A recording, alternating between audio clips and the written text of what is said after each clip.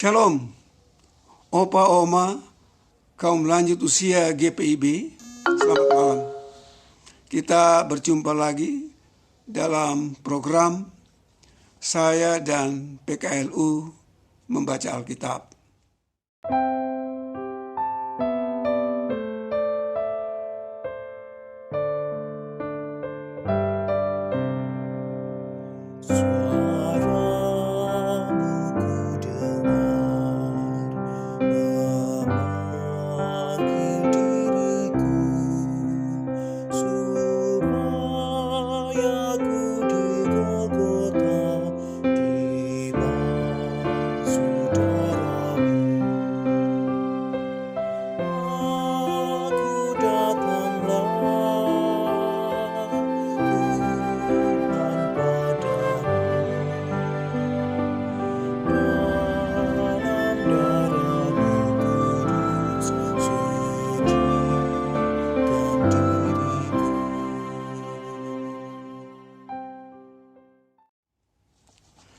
Sebelum kita membaca dan merenungkan firman Tuhan, mari kita berdoa. Bapa di dalam surga, yang kami sembah di dalam Putramu Tuhan kami Yesus Kristus, kami naikkan syukur dan terima kasih atas penyertaan dan pimpinan Tuhan bagi kami semua di sepanjang hari ini. Malam ini kami akan membaca firman Tuhan. Biarlah Roh Kudus menuntun kami, agar kami dimampukan untuk mengerti firman Tuhan, memahami kehendak Tuhan dengan benar, dan memberlakukannya itu di dalam hidup kami. Terima kasih Tuhan, di dalam Yesus Kristus, Tuhan dan Juru Selamat kami, sumber dan firman yang hidup, kami sudah berdoa. Amin.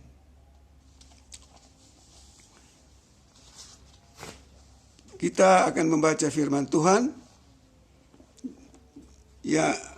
yang terambil dari kitab Perjanjian Lama, Yosua pasal 20 ayat 7 sampai 9, sesuai dengan sabda bina umat. Saya bacakan bagi kita sekalian. Lalu orang Israel mengkhususkan sebagai kota perlindungan Kedesi di Galilea, di pegunungan Naftali, dan Sikem, gunungan Efraim, dan Kiryat Arba, itulah Hebron, di pegunungan Yehuda. Dan di seberang sungai Yordan, di sebelah timur Yeriko, mereka menentukan Beser di padang gurun, di dataran tinggi, dari suku Ruben, dan Ramot di Gilead, dari suku Gad, dan Golan di Basan, dari suku Manasye.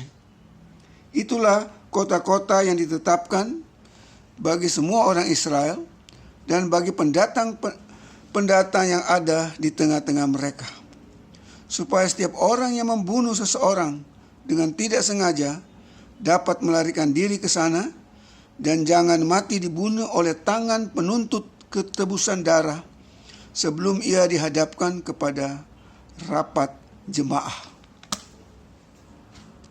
Bapak Oma, kaum lanjut usia yang kami kasihi, renungan malam ini diberi judul Kehidupan itu milik Tuhan. Penetapan kota perlindungan memberi jaminan bagi pelaku pembunuhan selamat dari mereka yang menuntut tebusan darah. Kekerasan yang berkepanjangan harus dicegah demi kebaikan manusia sendiri. Jika tidak demikian, konflik pasti berlanjut dari generasi satu kepada generasi berikutnya.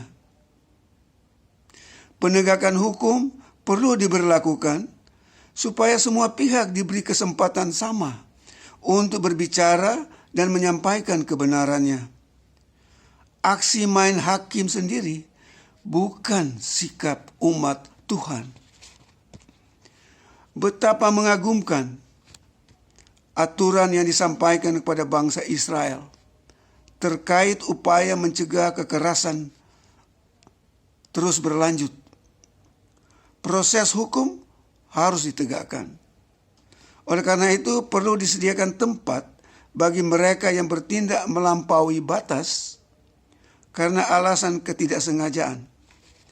Setiap kasus harus diselidiki kebenarannya oleh perangkat hukum yang terpercaya. Hukum mengikat semua orang tanpa terkecuali. Tidak ada yang boleh berdiri di atas hukum sehingga menjadi eksekutor yang tak tersentuh. Kesamaan di hadapan hukum adalah keniscayaan. Ketentuan hukum yang berlaku wajib diketahui semua pihak, baik bagi mereka yang tersangkut masalah maupun yang bertanggung jawab menegakkan aturan. Aktivitas kita sering terkait dengan masalah hukum. Contohnya, jika saudara tertipu oleh rekan bisnis atau dianiaya dengan tindak kekerasan, maka jalan terbaik adalah membawa masalah tersebut kepada pihak berwajib. Negara menyediakan tempat bagi warga masyarakat mencari keadilan dan memastikan kehidupan berjalan dengan baik. Kadang dalam proses itu kita menghadapi kebuntuan. Kita tidak perlu kecewa. Kita perlu membawa masalah tersebut kepada Tuhan Yesus. Kita berdoa, mohon pengasihan dan perlindungan Tuhan Yesus agar selamat dari si jahat. Tetaplah percaya pada kasih Tuhan Yesus yang melindungi kehidupan keluarga kita. Demikian renungan untuk kita.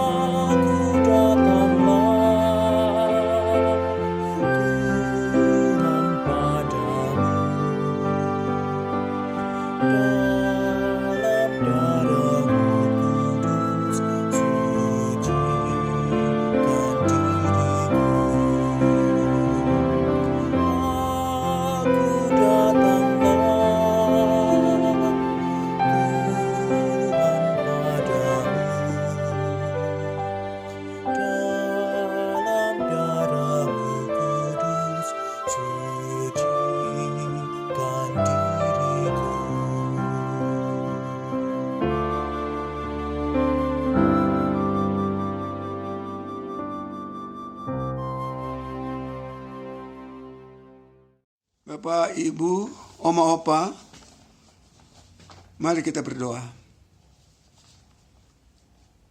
Bapa Surgawi, di dalam Yesus Kristus Tuhan kami, ajar kami Tuhan untuk berperilaku dan bertindak dengan baik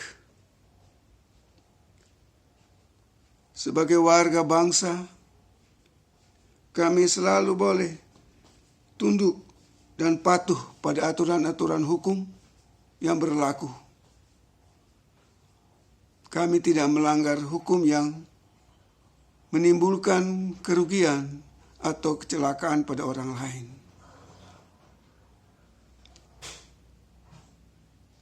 Tuhan, terima kasih untuk penyertaan dan pemeliharaan Tuhan di sepanjang perjalanan hidup kami sepanjang hari ini.